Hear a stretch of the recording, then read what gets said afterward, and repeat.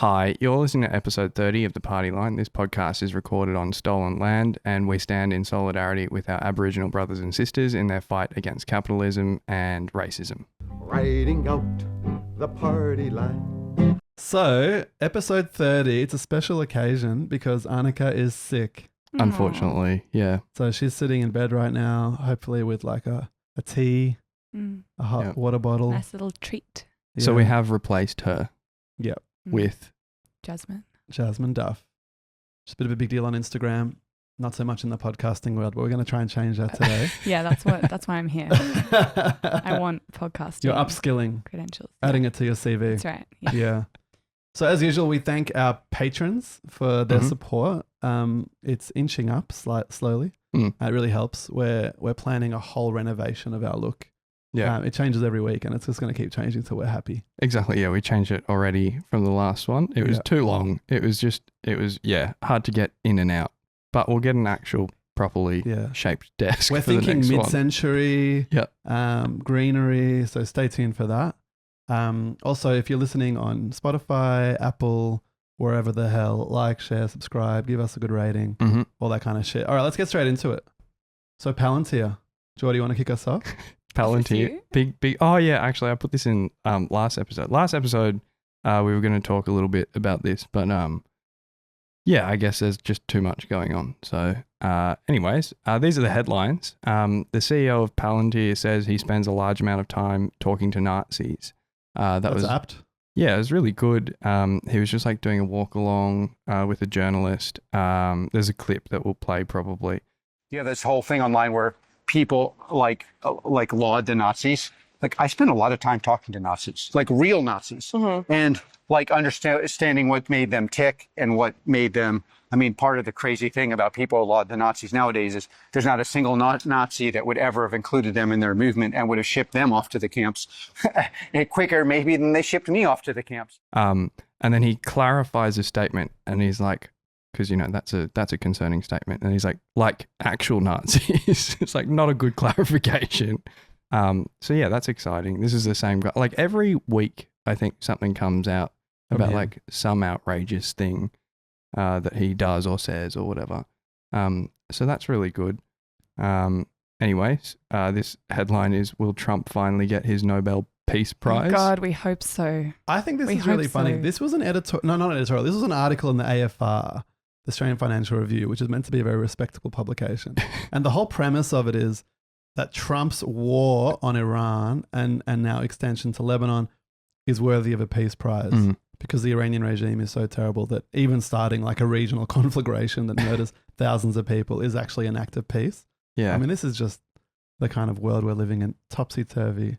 It wouldn't be inconsistent, I guess, with some of the other recipients or anything. Yeah. So it kind of makes sense. That's right. So, hopefully the Nobel Peace Prize does that and does us all a service by discrediting themselves. Yep. Next headline, Isaac Herzog held secret meeting with Asio boss during Australia trip. Intelligence agency confirms. What was it about? Do you know? Grieving. They were just crying. Yeah, That's what they were doing. They don't really tell us that Asio stuff. boss. I mean, he was here to grieve. Like, what else? Shit, maybe we should meet with them and give them a cuddle. And cry with them. Yeah, we could. It's pretty outrageous. Like, they tried to deny it a few times, and then they kept getting pressed, and they're like, we don't comment on that kind of stuff. And then, I think the Director General of Asio just said yes during Senate estimates. So that's great. I wonder how much trust we should be giving the Director General of Asio after meeting with the President of Israel to officiate free speech and hate speech and all this kind of stuff. Yeah. According to the new legislation. It really gives you a warm feeling inside knowing that person is going to be neutrally arbitrating whether free speech should exist or not. I mean, even like from a nationalist perspective, like this guy's job is to protect Australia's national interests. And so meeting with, I guess, the president of another country is kind of in conflict with that job. But yeah, it's part of how they see it. It's like our bloc. It's like Israel, America. Yeah, this is in our national interest. Yeah, it is. I mean, and it is. Like if you look at our, where we invest, the investments of the Australian Future Fund, all that kind of stuff, it does make sense. This is very profitable for us, which is fucked. In some better news, however... you've just got a subheading, good news from New Zealand. Yeah. Like what? The fjords are shining. The sheep are happy. Yeah. New Zealanders want billionaires to pay more tax. And I think that's great. That's really pretty good. good. They're right. Yeah. Yeah. So half of people surveyed agreed that there should be no billionaires, while people struggle to afford the basics like housing, That's food, good. and healthcare. Yeah. I mean, like no billionaires, like full stop would have Yeah. been fine. But like, yeah, I guess we'll take it. And Given that then- like nobody advocates for that yeah, except socialists Yeah. who are not very substantial in New Zealand. Yeah. exactly. So that's good. And then 68% of respondents agreed with the ultra wealthy being taxed more. Yeah. To support public goods as well, which is, I think that's a good, like that's much better than the second half of the of the other one. Next I mean, one. it's a thing. Well, it's a thing about basically, despite neoliberalism and the attacks on working class people and support services, they've never really won a majority to think that like healthcare should be shit. Yeah. you know, Yeah. funnily enough, and schools and so on. It's just that the major parties agree with each other that they should be shit, and so things head in a certain direction. And most of the time, pollsters don't ask questions about Yeah. things that are not policy offerings from the major parties Exactly. because they don't want to know. Mm. Yeah. Do majority of people support universal free healthcare or childcare? We're not going to ask that question. No one supports that. You know. Yeah. Well, it's like what brought down Abbott was going on and on about lifters, not leaners, like the Joe Hockey Mhm. budget that's like attacking welfare and justifying it outwardly in this really ideological way. Like that's what brought him down. That shows you where people Yeah. broadly stand. Like, Yeah, totally. And like it's really quite interesting, like the framing of the polls is, like you said before, like last year in the federal election, the political compass questions were like, you know, trying to gauge how progressive or conservative people were. And like, you know, the questions were, do you support more or less subsidies for certain things? Or like, I think one was like energy and things like that. And it's like the Greens want more, Labor wants about the same, the Liberals want less, obviously. And it's like, we don't want any subsidies, but To we private want, companies. we want a nationalization of energy. So this is like completely out of the perspective. That's not an option. Yeah, exactly. But like theoretically, you could answer no and then be put in, you know, be sorted into a liberal camp or whatever the fuck. Yeah. but it shows how absent socialist arguments have been Totally. from Australian politics for years and years, that they don't even include those things in the set of questions you ask in trying to work out people's ideology. But as part of what we're trying to do, it's put it back into the way people conceive of politics is, oh, well, that's what socialists argue, you know, like nationalisation and so on. Totally. People knowing that, having a sense of it. Mm. Yep. This is, I think Anneke put this one in. Kristi Noem got fired. So she's the secretary of DHS. You're burying the was. lead. She though. was, sorry. So that's the ICE secretary, I guess. And also she killed her dog. Yeah, I want to know. I didn't open this. I have not opened Why it did either. she kill her dog? Or how did she kill her dog? Maybe we should call Anneke to find out. Yeah, How? I'm gonna Why? We click could it dial now. her in. Yeah. Control Ring, ring. F dog. While Jordy's looking this up, I think people should send in little notes that are like little nice things about Anneke to help make her feel Yeah. better. That'd be- Post it in the yeah. comments on YouTube Yeah. or whatever. Kristi Noem's autobiography includes the harrowing story of her decision to put down her dog Okay, Cricket. that actually, What the not to defend her, but come that feels on. like, yeah, That's just clickbait, like lying. Anneke de Manueli. Um, Shame on you. Maybe that's why you got sick. I mean, it feels You rude of the slandered this Atlantic to innocent put it woman. like that. She killed her. so the dog Dog. was chasing birds and killing animals and stuff, and then including animals belonging to a neighbor. And then she said it was not a pleasant. Oh, Oh, job. that's sorry. not- Sorry, this is no, not a wait. bad That's story. wait, okay. Except wait, it's not really. She just shot her dog, so that's Yeah. not really the She same as just- putting it down. She fully just went She shot and it. murdered the dog. Yeah, I'm more sympathetic to this now. That is Yeah. killing a No, dog. like killing wildlife. No, yeah, Your it pets shouldn't. should be trained not to do that. Sure, yeah, but like shooting your own dog is not actually the same Alright. as like. Yeah. We can do a poll mean- about this. We haven't had a poll since Oasis and ACDC. True. Maybe Yeah. we can- Should Oh, Kristi God. Noem have shot her dog? All right, next Uh, thing. In Germany, this is another good one. Europe has seen a massive uptick in arms spending since the Mhm. war in Ukraine, the Russian invasion. Good news. so Trump's far? been saying, you know, you got to stand on your own 2 feet, and Europe is obliging. So Germany did an initial $100 billion fund. I'm pretty sure they've gotten through that. Now Mhm. they're expanding it even further. And there's been a massive student movement against the investment in the military, which is really cool. And their slogan was, "The rich want war, the youth a future," which I think is really good. And I think we're going to see this kind of happen more and more because it's not as if capitalism's like super profitable right now from the government point of view. It's not as if they're just like every country is in massive debt by historic standards. And so when they choose to invest in AUKUS or any kind of thing like that, they have to take from somewhere else. And that somewhere else is usually welfare, healthcare, education. Yeah. And it's also like it ties into the question, like conscription is coming up, particularly in Europe, but obviously like it's kind of, we'd be stupid to say that question will only happen in Europe and not everywhere else. And like whenever that's come up before, it's like, well, you know, the ruling class has to give us a carrot somewhere. And there is no carrot. There's never a carrot at the moment. So it's going to be interesting, I think. Yeah. But it shows there's like a left that Totally, wants to fight to against push this back. stuff, even though it's not necessarily as well organized as it could be. And that it's young people. You know, Yeah. young people are always the ones first out the gate in terms of fighting against war, standing up to the rich. Yeah. Yeah. I mean, like That's a good literally like the youth just want a future. Like that's nice. Yeah. Next we have Trump's Iran war could help these companies the most. Lockheed Martin and more. Awesome. I mean, like there was that article. I mean, I think it was a Trump tweet that Lockheed Martin have quadrupled their manufacturing and they started 3 months ago because of this. So yeah, I guess it is making some people a whole lot of money. I was reading, have you guys read Anthony Lowenstein's book, Palestine Laboratory? I have not.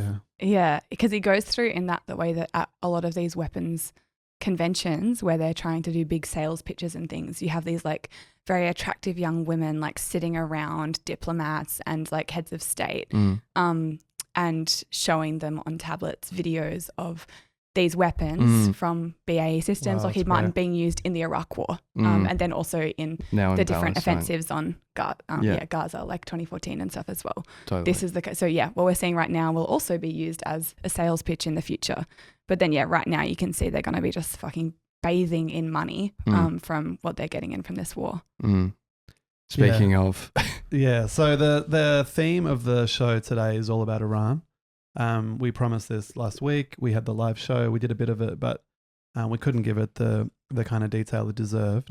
So this episode is going to be like a deep dive into the war, the rationale of the Americans and the Israelis, the response of the Australian government, its disgraceful response, some of the history of why Iran and America don't get along so well, and how socialists should be responding right now. So I just wanted to kick this off, and we'll put it on the screen. The Jerusalem Post had a front page online and in the print edition, which was a picture of an Israeli soldier doing like a handshake to an Iranian woman, protester presumably, and the headline is "Woman, Life, Freedom: The Israeli Way," which just is a sort of indication of the kind of sick, twisted logic that is being presented on one hand as a justification for this act of barbarity, which is that this is all about supporting the people of Iran.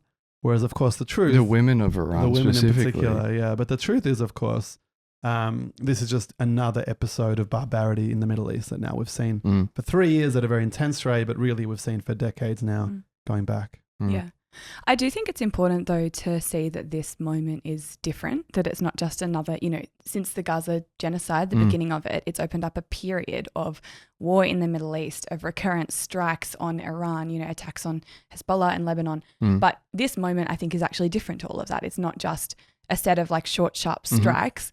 This is an attempt to, reshape the whole region. And then, of course, that rationale about democracy, which we've seen time after time after time. Of course, America doesn't want democracy in the Middle East. Trump especially. But also Israel. It's like, what is democracy? What would democracy mean in the Middle East? It would mean the masses standing against Israel, standing against Western interests. Because every time you see any democratic inkling in the region, people coming out into the streets, that's what they say, is opposition to Israel, opposition to wars on Palestine, opposition to American interests. Totally. And like all America's key allies in the region are not democracies. I mean, we'll get to all this, but like the Saudis, they remember how they massacred that journalist and put him in, was it acid or chopped him up? They chopped him up, put him in a suitcase, something like that. They've just broken the record for most like beheadings in a year of and killings in a year of dissidents. Yeah, I wrote an article at the death of the last Saudi king, which was titled "What's a Few Beheadings Between Friends," which was like the obituary for that guy. because he was being celebrated, by all the Western press. But also Trump would do beheadings in his own country. He could get away with it. He definitely would. But so, so far, at the time of recording, there's been over 1,000 people killed in Iran, over 400 in Lebanon. There's been numerous incidents of double tap strikes where they bomb, they wait for the ambulances and first responders to get there, then they bomb again. So this is extreme brutality. And the death toll at the school is well over 160. So I agree with Jazz. This is like a really significant event and we really need to understand it. And like it's already set in motion transformations that are going to be impossible to undo. So like in Lebanon, where I'm from, the south is being totally evacuated of Lebanon, that is. And then the south of Beirut, which is home to about 400,000 people, has been totally evacuated. These are some of the poorer populations of Lebanon. And Israel is just expanding its permanent occupation there. So, this is a very poor country, roughly 4 million people, 400,000 refugees is no small thing anywhere. But when it's 10% of the population, Yeah. And also there's mass displacement, like 500,000 people have been displaced already. But also they're carpet bombing. They're carpet bombing South Beirut. And this is, a capital city. This is one of the oldest capital cities in the world. And they are just destroying it and saying they're going to turn it into what they did to Khan Yunis, which is turning it into literal rubble, flat earth dust. Yeah. Yeah. And just, I think today or yesterday, they bombed an oil depot in Iran, which has just turned like a whole part of the country into like what we had with the bushfires, but worse. Yeah. Because it's not burning organic matter, it's burning fucking oil. Yeah. So they're poisoning thousands of people. It's raining oil. Like I saw a video of a reporter in Tehran and he's like, look at the rain, look at the concrete, like messed around with his foot. And it's like, this is just oil.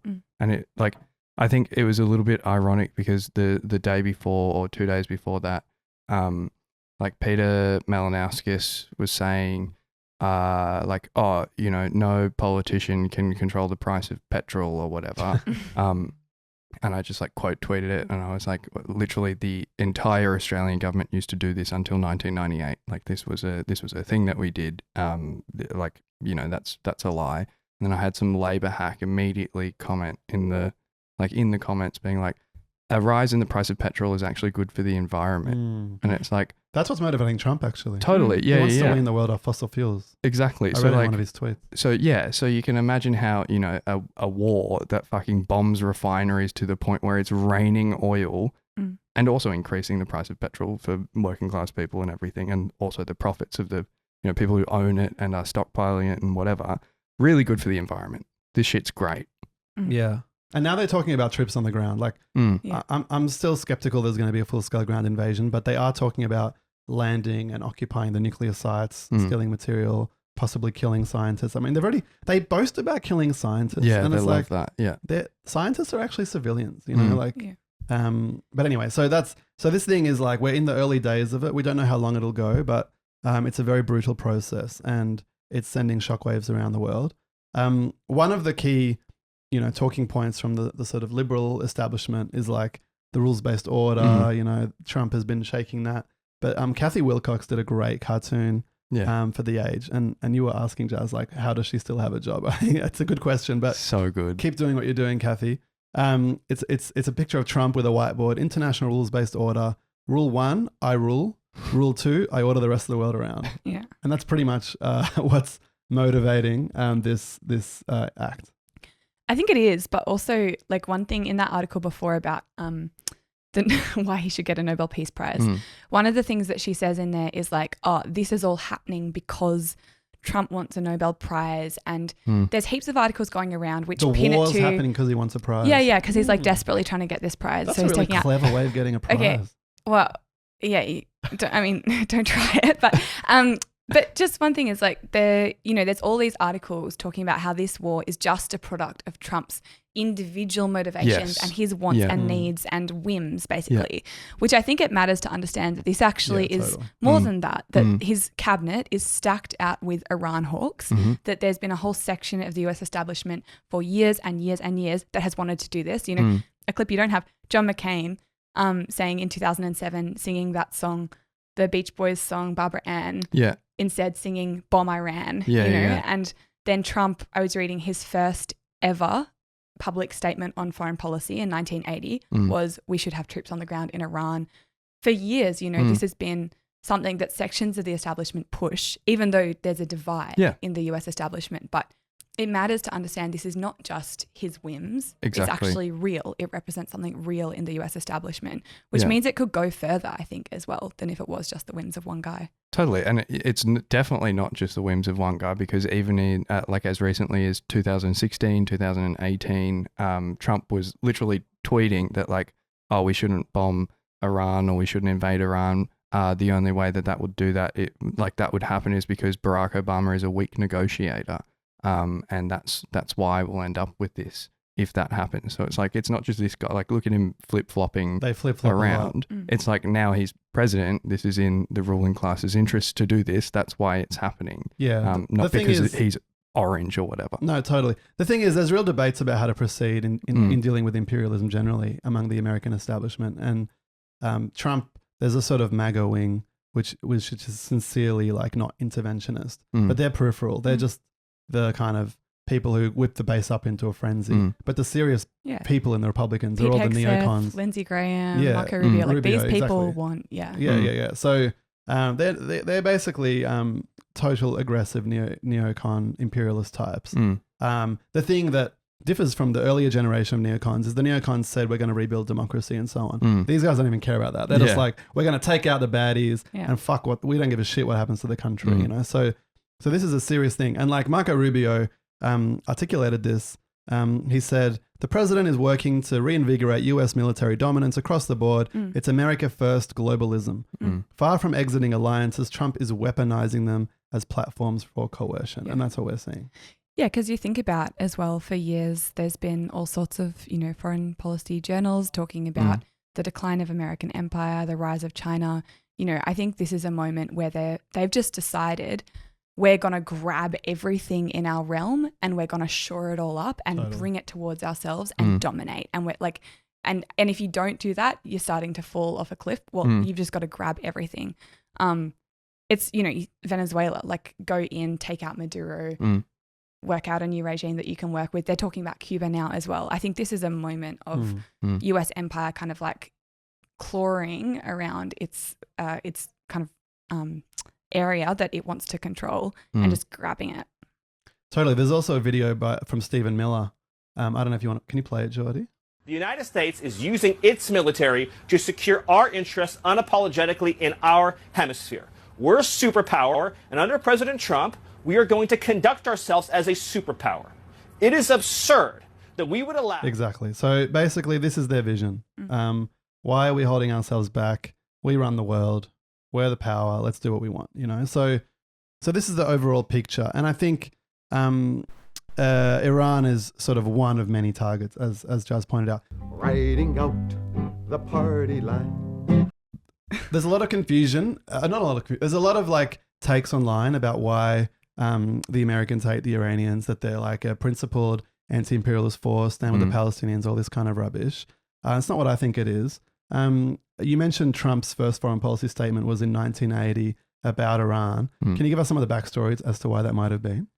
Yeah, so if you go back even further, 1953, they put in and install basically a Western leader who can is backed by a dictator. Yeah, dictator, backed by both Britain and America, is willing to allow a lot of access to oil resources to basically rule as a Western puppet. He, they say, oh, we don't want an authoritarian leader in Iran. That's what we're trying to do, democracy. No, this guy did rule as an extreme authoritarian and also just, attacking working class living standards and so on. And masses of oil wealth, that's not being seen by working class people. And so you flash forward to 1979 and there's just an incredible, beautiful revolutionary movement by workers, young people, students across Iran, a massive kind of democratic flourishing, demanding, basically forms of people's rule, but then also women's rights, access to, money actually going back into the economy to suit working class people's needs. But then at the same time as there is this kind of massive revolutionary uprising, it's reactionary Islamists who come to the head of it and then are able to basically suppress the revolution, kind of co-opt it, And part of setting up their rule and the new theocratic regime is massive destruction and mass killings of the left, and then also winding back a lot of the immediate kind of progressive things that were won by that revolutionary process. And the new kind of regime that this sets up from 1980 onward is one which is both oppressing its own people, but also is unwilling to be just a total puppet for the United States. And so it's at that moment that the West is having to begin to work out, well, how do we kind of get our hands back around this? How do we either combat or contain this regime that isn't just our own kind of puppet or client state? Because that's the thing. The coup that happened in 1953 was a coup against a sort of classic post-colonial sort of nationalist, progressive nationalist kind of government, Mossadegh. And the thing that triggered it was that he was planning to nationalize the oil. And you know, the British and the American oil companies were obviously not going to have that. They'd run the oil since World War One. And so, you know, that was the trigger for the coup. But then inequality was just so drastically terrible in those years. But also Iran was very important geopolitically to the Americans. Like the Shah was more important to, like Iran under the Shah was way more important than Israel was. It was like South Africa, you know, under apartheid. It was like a key linchpin for regional dominance in the way that Israel is today.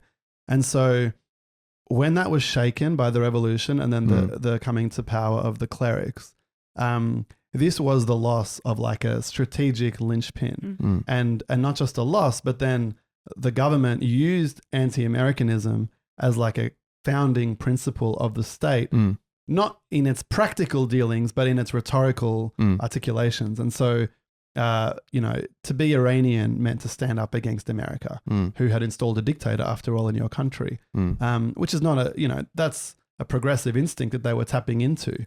And so in the aftermath of that revolution, which was co-opted and undermined, ultimately, the Americans supported Iraq, invading Iran, but then also worked with Israel to fund Iran. And Henry Kissinger said, you know, we hope they both lose. It was a really famous kind of quote of his. Like, he was the American, I think, Secretary of State at the time, and they basically just wanted these two kind of regional powers to fight to the death. And that was a really kind of useful moment for the Americans. And then since then, they've basically flipped between trying to contain them and just open hostility. You know, and the Obama thing, which was, you know, the nuclear deal that he organized, was the kind of latest iteration of that, an attempt to contain Iran by releasing some sanctions, which, by the way, the sanctions on Iran have been devastating and been in place for decades, and fundamentally made it very hard for that country to have any kind of normal functioning. So Obama promised to reduce some of the sanctions in exchange for a guarantee to not do nuclear. But then Trump ripped that up. Yeah, and part of it is also that the Iraq war changed the balance of forces in the region. So Saddam Hussein's Iraq had been kind of a containing force for Iran.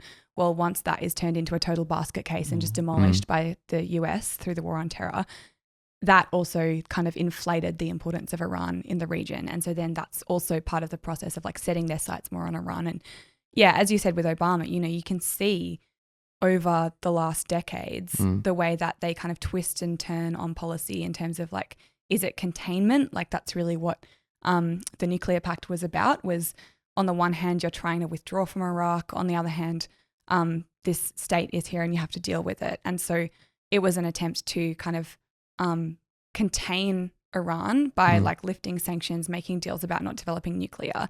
And again, on the thing of Trump being more of an Iran hawk, it was Trump in his first term who tore that up and who said, no, actually, we want to combat this state. Which, by the way, Clinton agreed with. Yeah, exactly. Yeah. Hillary Clinton. I was going to say, none of that is to say also that Obama was, you know, less of a warmonger or anything, but it was in their kind of, he thought, in their pragmatic interest to deal with it in this way, partly because they had just waged this brutal fucking evil war on Iraq and Afghanistan. And it's all kind of in the aftermath of that. Yeah, I mean, the context of the war on terror is really significant. Like, you're really right. They invade Iraq and then the Iranians take over, you know? Yeah. The Afghanistan quagmire just goes nowhere and results in the Taliban at the end of it. Hezbollah grows in this period, expels Israel in 2006. 2006. They fight the war. They kind of stand their ground and Israel withdraws. The Assad regime cracks down on the revolution there and survives only because of Iran. And so the Iranians and the Russians, so the Iranians get enormous amounts of leverage there. And then Hamas in Gaza is totally isolated. So, even though they never really love Iran, they kind of need them. And then there's expansion in Yemen, Pakistan, Bahrain. So this whole period is like, we've seen a growth in Iranian influence across the region at the same time as the Americans have been getting weaker and weaker. And so this is one of the dynamics which shape the current hostility. Yeah. And, we argue against the idea. We argue against the idea that, Iran, Syria under Assad, like the so-called kind of axis of resistance states, we argue against the idea that they were ever a liberating force in the Middle East. But it is also the case that, there's a set of states that, and I would include Hezbollah in that, not a state, but, a kind of force in the region that the US felt that they couldn't control in as tight a way. And we've seen over the course of the Gaza genocide going after, all of the leadership of Hezbollah, for example, a real reshaping of Syria. And now I think really what they're trying to do is kind of finish the job in terms of making this entire region something which you very, very tightly control. They have these very close relationships with the Gulf states. Well, now anything that's outside of your realm of immediate control, fuck it up, destroy it, make sure it can't run as a nation state for generations to come, so that there is nothing that can in any way even kind of nominally oppose US interests in the region. Yeah, totally. And that was the whole point of the Abraham Accords, is to tie together like Morocco, the UAE, Saudi, Israel, Egypt, etc., bring them all together and have them as a block against Iran. And now this moment is really an attempt to do the knockout blow, as you said. So Iran's been growing and Americans been getting weaker until recently. The Gaza war flipped that. And so now is a chance, as Jazz said at the beginning, to kind of reshape that agenda. The thing is, and so for a lot of people, this leads them to think, oh, well, that's, we should stand with the regime or whatever. But this is where actually zooming into the Iranian context and forgetting about the other stuff and just looking at the class dynamics, the economic dynamics, the social dynamics in Iran is really important. Because actually what's been happening through this whole era, while Iran's gaining in geopolitical influence, they're actually getting poorer. Totally. And so like GDP per capita is barely increasing at all. And so the people of Iran are seeing their living standards falling while their government rests more and more and more on this like sub-imperial games they're playing in the region. And guess what? If you're an Iranian worker, you can't eat influence in Lebanon. That doesn't help you. And so there's been an attempt by the regime to leverage their kind of so-called anti-imperialist credentials for popularity at home. But there's been an ongoing crisis of political and economic legitimacy domestically because people have been getting furious with the fact that their lives are miserable under this regime. And so there's been multiple rounds of protests, strikes, discontent really since 2009. Yeah, that have been brutally repressed. Yeah, exactly. Yeah, because as you said, the sanctions are very important and actually are really debilitating. Very serious attack on the entire country, but that of course affects working class people in a very deep way. The most, yeah. Exactly, yeah. But at the same time, you also have a regime which is managing the country's economy in a way which deliberately keeps down the living standards of working class people at the it's at their expense, while kind of enriching the regime and those kind of around it, and then also at the same time pouring money into propping up the dictatorship of Bashar al-Assad in Syria for years and years and years, pouring money into barrel bombing and helping to slaughter, like sending in the royal guards to help slaughter revolutionary workers in Syria. So this is also it makes it very obvious to the population, hang on, why is all of this money going into propping up some other dictator when our living standards are dropping? And so very reasonably and understandably, there are these quite just beautiful and inspiring uprisings against the Iranian regime again and again that have really built over years, which is one of the interesting things. It's different to some of the countries that have had, like Algeria, where there's one wave of kind of uprising that's particularly deep, and then you're talking 2019. 2019, it's sort of suppressed. Iran has had wave after wave after wave for a decade, and those have built on each other. the working class organizing has gotten quite impressive and deep over years, especially in, the South Pars oil refineries, in Haftapesh, the sugarcane plantations.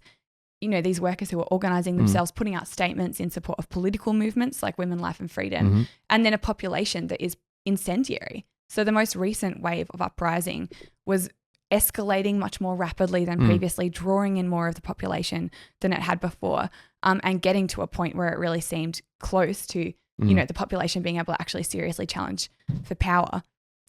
Then you see slaughter by the Iranian regime, mass slaughter, tens of thousands of their own people that they're gunning down with machine guns in the streets for protesting for their rights. Yeah, it's pretty crazy. Like the you mentioned before, like the idea that like any of the axis of resistance, like forces being any kind of liberation force, like it is like, you just look at what they do. It's profoundly stupid. And if they're not liberating, their own people or whatever, or acting to do anything like that, you can see how they acted even towards what was happening in Gaza. Not saying like, this was the correct call or whatever, but like, when on October 7, Hamas's request to Hezbollah and Iran and a number of other countries was like, okay, we need 3 fronts now. We need to open the front on Israel. And their response was to use that to have a slight decrease in sanctions so that they could sell more oil, to then, give that money to whoever the fuck. Yeah, it's totally cynical. It's just objectively not true on every single front. I mean, even recently in Lebanon, like the so-called ceasefire between Hezbollah and Israel, almost 2 years old now, and there's been like 15,000 violations, and Hezbollah has not responded, but then when the Ayatollah Khamenei is killed, they respond. And so for Lebanese people, it's like, hold on, are you a political party that cares about Lebanon and the people here, or are you just an outlet for Iranian geopolitics? And the reality is that these are contradictory dynamics, and people in the West, obviously, our main target is to critique Western imperialism and so on, but we cannot put ourselves in a position where we're defending despicable regimes. Like if people know how the Iranian state operates, like the Iranian Revolutionary Guard, so-called, they're just like a capitalist mafia. Like it's just like in Western countries when you have big state assets privatized to, former managers of those state assets and stuff like that. Like the generals, the senior officials in the Revolutionary Guard are seriously wealthy people, and they run huge parts of the economy. And so for the Iranian working class and poor, standing, there are different ways of standing with the people of Gaza than the kind of instrumentalist rhetorical rubbish that we get from Iran.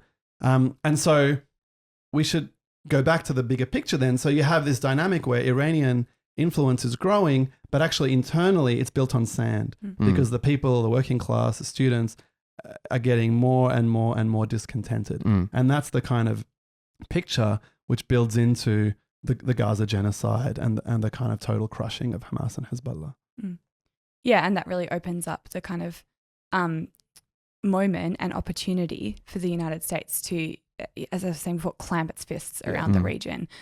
It's why I started off by saying I think this war is really significant and different before. I think this is, for them, the death blow for a whole series of people in the American establishment.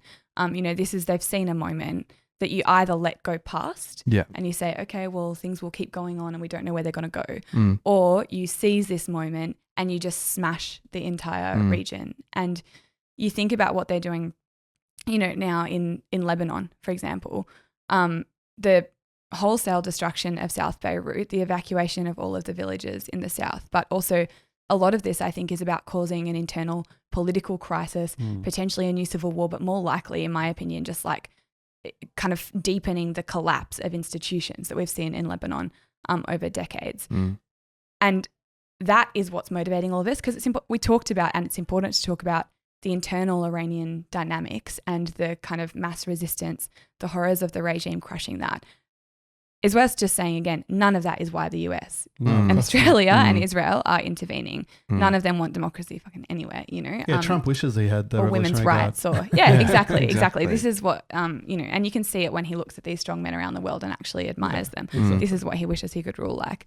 And same with women's rights. Like, of course, Trump is no champion of women's rights. Obvious, goes without saying. Ridiculous even to kind of that it's being raised. I mean, George Bush is the same thing, and it's just pathetic. Yeah, the other thing is Israel. Like, Israel clearly, it stands to gain a lot out of all this, and so the occupation of southern Lebanon, which is a very water-rich part of Lebanon. There's like multiple rivers, and I'm not a geographer. I don't really know what they're called, but like estuaries or something, like different streams and things. Like, it's very significant, and water is like way rarer in the Middle East than oil. Like, it's much more valuable than oil, fresh water. And so there's that. And it matches what they've always wanted. Yeah. Greater Israel, go up to the Litani Totally. River. That, like, literally the boundaries of where they're doing this invasion is exactly where they have always said that they wanted to go, that Theodore Herzl talked about, this is, One of the things, just an aside here, so we've just put forward a whole analysis. One of the more common analysis on the internet is like, this is all being done to distract from the Epstein Files. Yeah. Which, can I just point out, like, Trump literally was recorded saying he grabs women by the pussy like a week before the election. It didn't affect him in the slightest. He does not give a shit about this stuff. Like, the idea that the American state does this to distract from, this is a liberal at best narrative. The idea that individuals behave in this way transform the whole world to distract from like a news headline. This is not how the world operates. This is a long-term geopolitical strategic goal of the Americans to dominate the region. They've tried and failed before. They're trying and actually succeeding at the moment. And so they're pushing on an open door. Like, thinking that you can explain the world by understanding the Epstein Files is just ludicrous and pushes you in the entirely wrong direction from understanding how the fuck we can get rid of these people. Totally, yeah. Like, I mean, the Epstein Files say something, but it's about the nature of the ruling class, not like why they're doing this particular war. Like, that is ridiculous. They didn't need an Epstein Files when they did it all the other times. Exactly. This has just happened at the same time. Let's talk about Australia. Oh, do you want to go on? We can be done with the Epstein Let- Files. yeah, That's fuck enough. Yeah. Please. Enough. Let's talk about Australia. So, Australia has basically joined the war. We are Triumphantly first to approve of it. we supported it, and now we have been found to have people on board American submarines that are shooting down Iranian ships. Well, one thing I think people should learn from this whole kind of last week is whenever Penny Wong says, I can't confirm or deny that, it means She's Yes. confirming. yeah. It's like they're like, Absolutely. so was Pine Gap used? Well, I can't confirm or Of talk course about it that was. in any It's way. used in everything. Were there Australian troops on board the submarine, the US submarine that torpedoed that vessel? Well, I can't confirm or deny that. And then the Operational day security. later, Albanese says, yes, there were, Was this in violation of international law? They were just training. Yeah. They were just training. So if they were participating in shooting a ship, it's okay because they were just training. Fuck's So the sake. Labor Party has rhetorically and now increasingly militarily supporting this endeavor, which I think is quite shocking for a lot of people. Like, you see online a lot of people commenting like, I had hopes in Albanese, like, what is going on? Which I think is significant and important because he actually had a reputation as being like, he was against the Iraq war. There's all these visuals online about things that he said and did back in those days. He was part of the Friends of Palestine. But it really shows, like, when you get to the position of running Australia, Australia's imperial alignments are fundamental. Yeah, I mean, here's a quote from Albo 24 years ago. Our government is about to redefine us in the eyes of the world as willing backers of US militarism. We are a multicultural nation, and yet here we are sending a message, particularly to the Islamic world, that we are part of the old white Anglo-Christian order, and we have the President of the Sure United are, Albo. States, exactly, who invokes God in defending his government's actions. Well, 'Cause Trump it's true doesn't what you invoke said. God, so that's good. I mean, he did. Like, you saw the video of them all that's praying true, before yeah. that, like, fucking. But also, it's true what you said, that I think for a lot of people, and there's all this stuff going around like that, that's like, look at what they used to say, look at what they used to say. I was reading Penny Wong's speech in 2010 arguing always the been case correct, yeah. for why we need more troops in Afghanistan. Yeah, yeah. You know, like these people have Yeah. a history in politics. They're not just brand new or something. Totally. I also, because you said the thing before about there won't be troops on the ground. And, I didn't say that. I said I'm not that sure it'll happen. well, okay. When you qualify it that much, it's hard to argue with. I don't- But yeah, I don't think yeah. it's the most likely I think outcome. it's, yeah, I agree. I think it's not massively likely as well. But I also do think that there's a sense of complacency that people have today that is like, well, you know, we watched Iraq, we watched Afghanistan, America got bogged down and mired in. They will never want to do this again, you know, and it can give us this false sense of security that regime changes in the past, troops on the ground type wars are in the past. I think we have to be much more open to the prospect of what actually can happen in the future. Like, I think we're in a different era Well, look now. at Ukraine, yeah. Exactly. Totally, And yeah. so I agree that on the one hand, you know, it's not like there's all these things pushing against them wanting to just have troops in the ground. At the same time, like Penny Wong has been asked, has been asked to give military support to one of the her Gulf states. friends. Her Or friends our in the Gulf. friends, yeah. And yeah, I think that it would be actually really naive for people in this day and age to say that in the next 10 years, there's not going to be troops on the ground at important moments that they're needed. And maybe this will be one. You know, again, I wouldn't have any confidence to say it's going to happen, but it could be a moment Anything's where possible in this they've said, world, we're yeah. going to just fucking destroy the Middle East. Yeah. Does that mean you need to send troops in? I feel like the more likely thing right now, to be honest, though, is actually just they've seen the effect of massive long-term campaigns of carpet bombing in Gaza and they've learnt from that. And so that's more the style of what they're trying to do, even though obviously historically regime change through bombs is very difficult to achieve. But yeah, I think especially I think, you know, the left and socialists shouldn't be the ones saying, oh no, that could never happen. Yeah. Things aren't going to get worse. Yeah, you know, totally. actually we know that this is a barbaric, violent system Yeah. and that there's not limits on the evil of these capitalists and what they're willing to And there's a logic. do. And once you start doing something, there's logic. Like Exactly. they've just announced a new leader, the son of the old leader. This is the guy that Trump explicitly said he can't be the leader, which is probably one of the reasons they picked him. Not the only reason. He's also a hardcore Revolutionary Guard man. He's not really much of a cleric at all. He's just a pure apparatchik for the state capitalist repressive arm of the state. So like that's a fuck you to Trump. Okay, so does Trump negotiate a ceasefire with the guy that he, you know, probably they try and kill him. Who they pick next, you know, like there's a certain logic of escalation in military. And there's that famous quote, like, you know, all your planning goes out the window the day that you start a war, you know, because the thing just escalates on its own right. And that's important because the media is just cheerleading it. Like, and to the extent they're critiquing it, their critique is like, day one, it was like, is this legal? They've sort of dropped that now. Yeah. Now they're sort of saying, do you think it will work? That's the main question. Oh, do you think it's going to work? Like, you're doing all this stuff. Can you actually change a regime from airstrikes? And it's kind of like, that's the wrong question because that's like, yeah, we agree that it's legitimate to murder thousands of people in the interest of US imperialism to change a regime. We're just wondering, like, will it work? Is there some other method? Should you use nukes? You know, should you send troops on the ground? Like, Should it's you arm disgusting. the Kurdish again? Yeah, exactly. Yeah. So Australia's part of this war. And I guess there's a lot of people questioning why.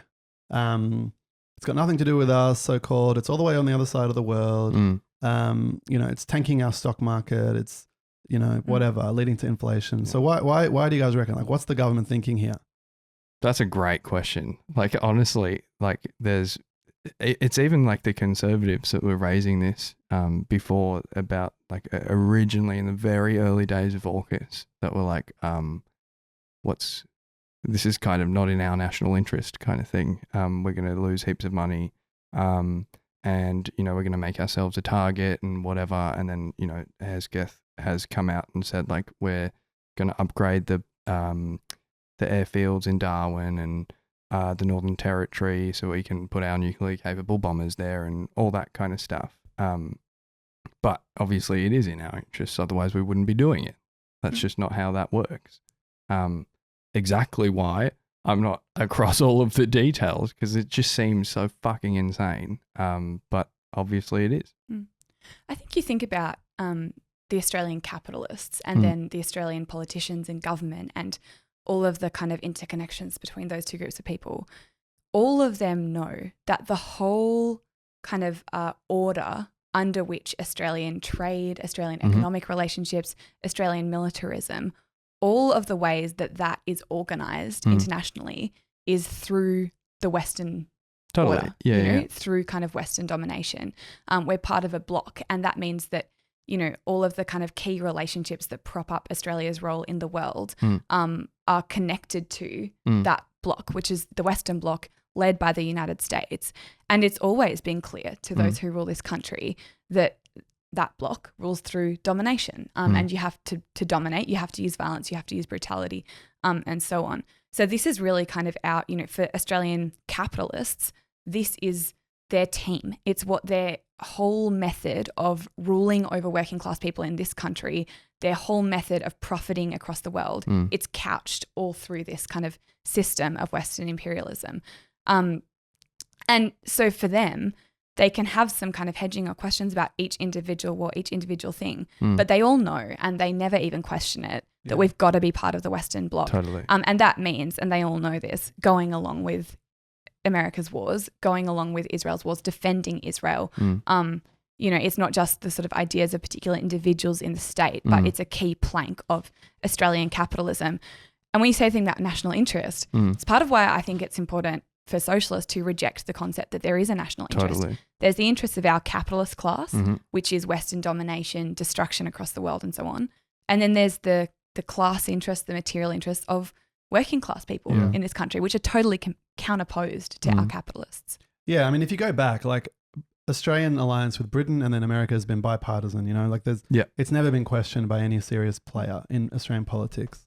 And now except in rhetoric every now and then. Yeah, but like seriously, you know, and the Greens initially kind of flirted with it, but as they've evolved to become basically just a part of the establishment, they now do not call for breaking the US alliance. They're just for renegotiating. And it's because Australia is a medium power, but then especially now we're in a region that's hyper developing, and actually our manufacturing capacity, military capacity is falling well behind you know, countries like China, South Korea, etc. And so the only way we can play a role in the regional sphere, apart from the sort of, you know, Papua New Guinea, Indonesia, the small islands, to project, we need a big stick behind us, you know. Totally. It's like we're the little kid in the playground, and then there's like the big bully behind us who really means that everyone listens to us.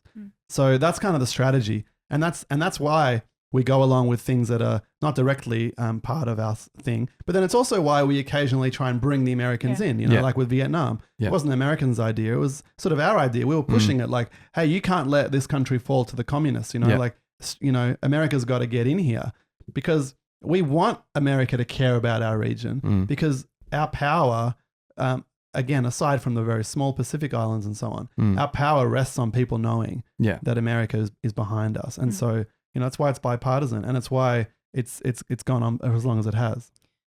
And this moment now is a real example of how, through our capitalist class pegging us so closely to the United States, it drags us into just terrible things. Like Albanese said explicitly, the reason that those Australian naval personnel who were on the American submarine that torpedoed the Iranian vessel, they were on there because of AUKUS. You know, it's this agreement, which we've argued, the left has been arguing, that this actually puts a target on our backs. Already it's dragged, you know, some of our naval personnel into a war. It's very clear where this is going in the future, and it does make us a target. You know, we have comrades in Wollongong who are talking about the fact that if you build a nuclear submarine base in this little coastal town, suddenly this little coastal town is a target. Totally. You know, so for working class people, it actually threatens us. It makes us into a target for future militarism. Well, for the capitalist class, again, they don't care about workers in this country. They don't care about workers anywhere in the world. And so, for them, they want a big stick, America, behind them. And that means following them closely into everything. It's relevant to the Gaza war as well, because people often raise this thing about the Jewish lobby, that it's the Jewish lobby that is pushing the Albanese government into supporting Israel's war on Gaza. Well, the thing they're more polite than that. They say the Zionist lobby. Yeah, it kind of means the same thing, I think, often for people. But it's the argument that I think is, you know, important to make is actually this is not about some foreign lobby or internal lobby in Australia pushing our government into something they want to do. No, the Australian government and the Australian capitalist class, they know that they are tied to Israel just as they are tied to America because it's a core part of being in the Western Bloc. It's the same reason we like stand with Saudi Arabia. Like, where's the Saudi lobby in Australia? You know, like there's not a Saudi lobby, but yet Australia stands with this monarchical kingdom that regularly beheads journalists, executes feminists. Like, you know, it's a disgusting regime that like employs basically slave labor to operate. Like, you know, but they're allies, and like we're literally going to send troops to the Middle East to defend this government. Like that's what we're going to do. And the Emirates, like the Emirates, literally slave states. Like that's why they exist. Totally. There's no Emiratis building any of those hotels. No, they're the managers maybe if they have any skills. Most of them just literally earn a income from the government doing fuck all, while they live off slave labor from the South Asian kind of region. So it's like these are our allies. So we don't need a lobby to suck up to appalling regimes. You know, there obviously is a Zionist lobby which does certain things, but like the overall strategic picture is not defined by them whatsoever. Yeah, it's far more simple to analyze it as this is just in the ruling class's interests than to imagine lobbies that don't exist or do exist and have, you know, inflated power compared to other just business lobbies all over the world. Because the problem with that argument is you're basically saying capitalism's fine if it wasn't for this lobby. Like, just the world would basically be fine if there wasn't a Zionist lobby, or which is what the Nazis say. Yeah, but even if you're not that, but it's just like you're basically just excusing like this idea that America's doing this war because Netanyahu told him to. Yeah. What you're basically saying there is America's like a decent, rational place. It's just for Netanyahu corrupting them. You know. Yeah. Bullshit. Like absolute rubbish. America's been doing crimes well before Israel fucking existed, and will do well. You know, and our government as well. And our government. Totally. Yeah, Timor, you know, you think about the ways that our government's been a bully in our own region, taking oil and so on. It doesn't need a lobby to push it into doing brutal things. Riding out the party line. All right, let's talk about how the left responds. So there's this crazy war going on. It's a regional war. The obvious thing is that we're against it and that we are opposed to all military imperialist actions by all governments, but obviously in particular by our own government and by those that which we are allied to. So that's like a political position that's important. Obviously, it's not the universal one by any means, but that's a kind of common left position. The other thing is to try and build a movement around that where it's possible. Like, it's really hard. Like, one of the things about Iran is that it's got a very sophisticated kind of political civil society. Like in Melbourne, there was a rally of like fucking thousands of Iranians and their supporters carrying Iran flags, Israeli flags, American flags, and they're like organized by by Shah supporters, often the Mujahideen, who were a faction of the revolution. Doesn't matter. Got kicked out halfway through.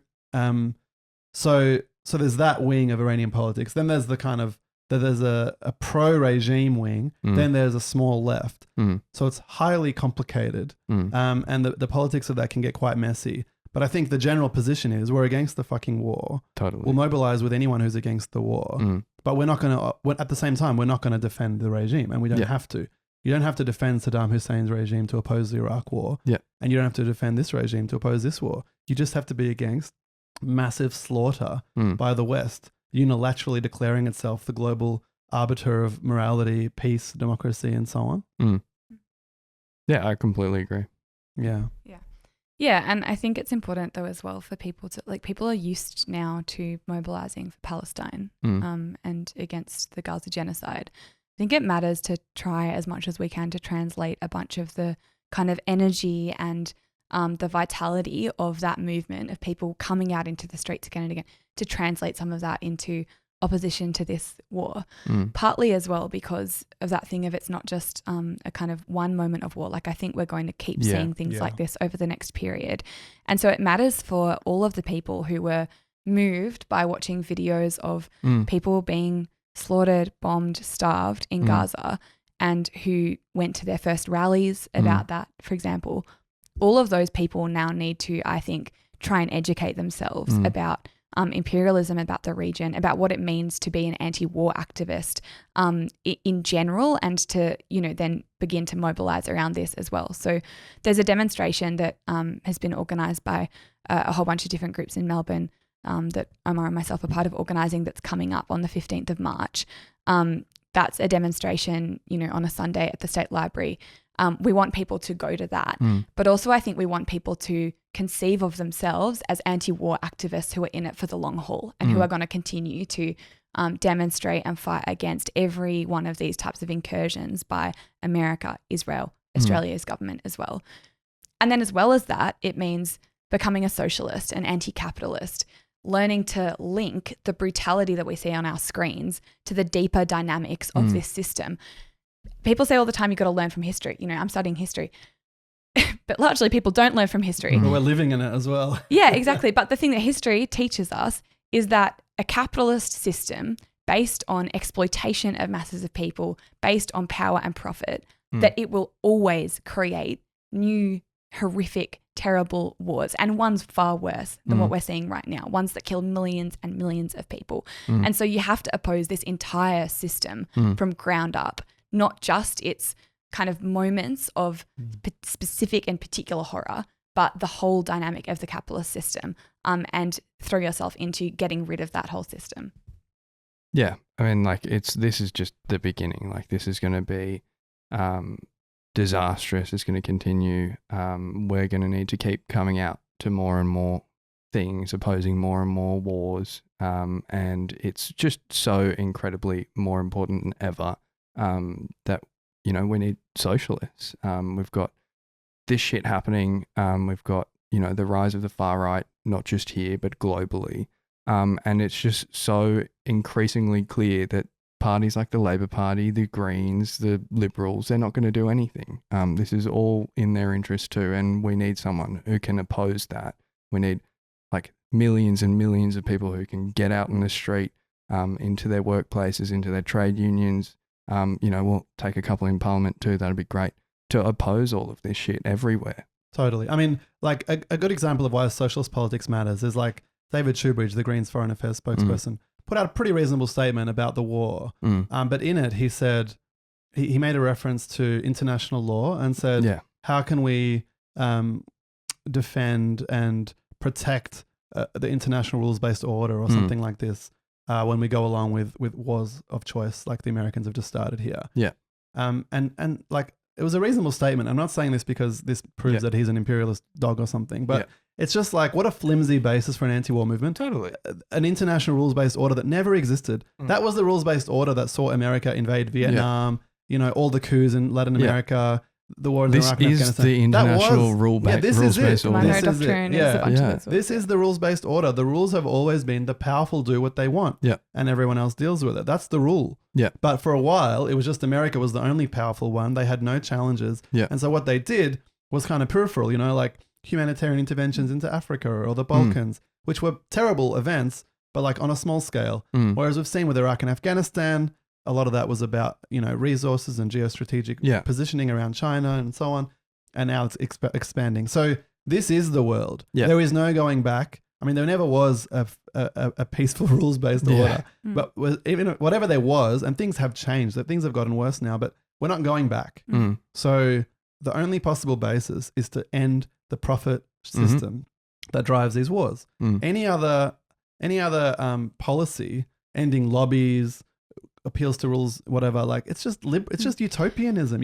You're fighting empire with words. It's rubbish. The working class has a power. Workers can stop the war machine. We can stop the economy.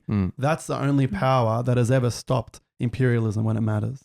And it's part of the difference between a socialist framework and the kind of humanitarian human rights law type framework that is really the kind of more progressive type of gloss of the system that we're given. Part of the problem with that framework is that capitalism, of course, it's a brutal system, so it has to create ideologies which, for people who feel outraged by the system, kind of say, oh, but it could be good. Yeah. The system could have a human face. The United Nations, that's why the United Nations exists, these kind of frameworks, human rights law that the idea that like there's a lovely humanitarian way this system could be governed With a few tweaks. if only we tweaked it, if Yeah. only the Like we UN did had more last power. time, the previous version of the United Nations failed. Yeah, Yeah. exactly. But the difference is that, yeah, for socialists, we see that there's something deeper underpinning all of this, which is if you have a system where every key decision at every level is made on the basis of profit, whether it's for corporations and they're profiting from exploiting workers, or whether it's for governments and it's through dominating over other states, that all of this comes back to the central driving force of capitalism, which is the accumulation of capital, of profit, through mass exploitation of everybody, all workers in society. And as you said, it means we have a different framework for how to fight as well. That's about actually using the power of working class people ourselves, taking things into our own hands, not waiting for some new framework, some nice lawyer, someone to come up with the right thing, but actually saying it's workers ourselves who have to fight and struggle and resist and ultimately overthrow all of the capitalists who dominate this world, all of the capitalists who shape every single moment of our lives to be about their own profits, their own plunder, and the capitalists who create wars and genocides again and again. All of them have to go. And we need a world that is run for and by working class people. Yeah. And on the other hand, if we don't have a world that is run for and by us, like it is run, but we make it run. We do have something quite exciting to look forward to, which is like inevitably when, Israel or the US uses a nuclear weapon on Iran or something like that. We do get to look forward to Penny Wong's statement about like not making a judgment on whether or not that is in compliance with international law. No, you'd have to do a 5-year PhD before you could say something about it. Riding out the party line. All right, you've been listening to The Party Line. Thanks for listening to this one. Not a lot of humour. No. If there are any progressive lawyers out there, we do appreciate your support and we do still love you. We care about your work. Especially Jasmine. She's had really quite a lot love to do you. with you guys Yeah. recently. So don't take it to heart. But we do need to change the system. They know I'm a So communist. please support us in any way you can. Turn out to demonstrations, join the party. Is this a call out to the international lawyers or to everyone? Maybe just the lawyers for today. Okay. Yeah. Noted. Our way of making it up to you. Yeah.